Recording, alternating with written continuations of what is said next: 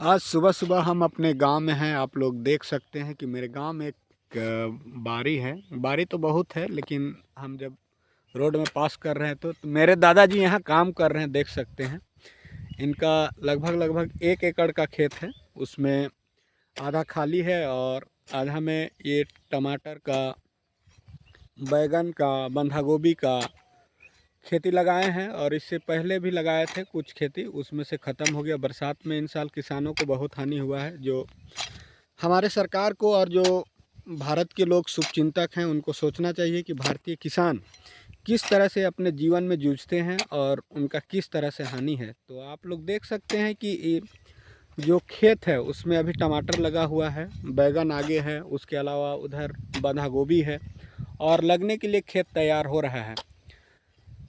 इन साल 2024 में जिस तरह से पूरे भारत में बारिश हुआ है, उससे धान की फसल तो बहुत अच्छी हुई है, लेकिन इसके साथ ही जो सब्जी की फसल है उसमें किसानों को लाखों लाख का नुकसान हुआ है। और इसका भरपाई कौन करेगा? ये हमारे शुभचिंतकों को संसद भवन में, विधानसभाओं में सोचना चाहिए कि हमारे किसान किस प्रकार के जूझते हैं और उनको किस तरह की हानि उठाना पड़ता है। चाहे वो पानी आ रहा हो, चाहे वो गर्मी हो, चाहे वो ठंडा हो, अपने तन बदन और अपने खेतों के साथ लड़ते हैं, अपने परिवार के साथ। जबकि किसान आयोग ने कहा था 2004 में कि जो मिनिमम सपोर्ट प्राइस है उसको खेती लागत का 1.5 गुना करना चाहिए। भारत में लगभग 1600 फसल होते हैं, उसमें से लगभग 23 फसल का ही मिनिमम सपोर्ट प्राइस जारी किया जाता है, जो कि बहुत गलत है। इसमें और फसलों को जोड़ना चाहिए, क्योंकि भारत में 1600 प्रकार के खाद्य फसल उत्पादन किए जाते हैं और उसमें से 22 फसल का मुख्य रूप से किया जाता है मिनिमम सपोर्ट प्राइस, और एक जो ईख है, कतारी, जिसको आप लोग जानते हैं, उसको अलग से जारी किया जाता है, जिसमें से आप लोग देखते होंगे कि हमारे किसान को लाभ नहीं हो पाता है।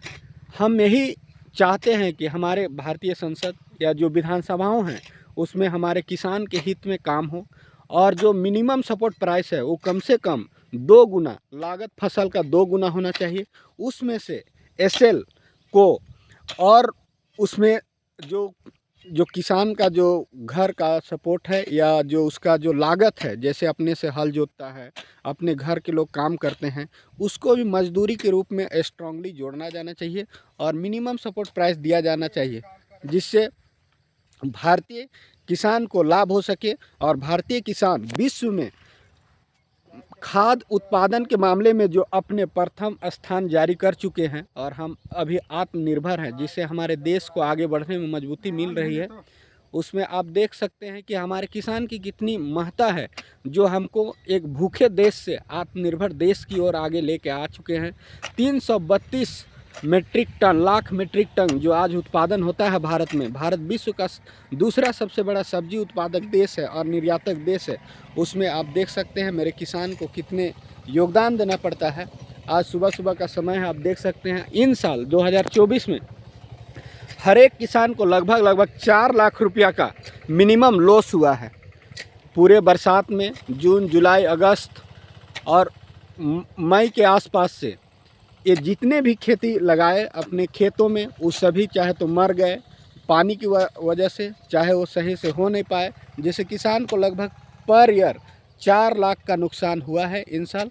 और आप लोग देख सकते हैं ये खेत है, इसके अलावा भी अगल बगल में और खेत है, और उससे नीचे देख सकते हैं धान का खेत है, दूर दूर तक दिख रहा होगा। धान का फसल इस बार अच्छी है, लेकिन इसका भी प्राइस जो है कम ही रहता है। अभी कच्चा धान होगा, किसान बहुत तरह से लोन लेते हैं जो भरपाई नहीं कर पाते हैं, जिसके कारण कच्चे फसल को बेच के उनको भरपाई करना पड़ता है। मेरे दादी है, आई है अभी काम करने के लिए, नाश्ता उस्ता लेके। तो इसी से हम बोलेंगे कि आप लोग बोलिए, सोचिए, विधानसभाओं में बहस कीजिए। जैसे हर चीज़ों पे बहस होता है, उस प्रकार किसान पे बहस क्यों नहीं होता है? तो इस पर भी विचार करने की ज़रूरत है।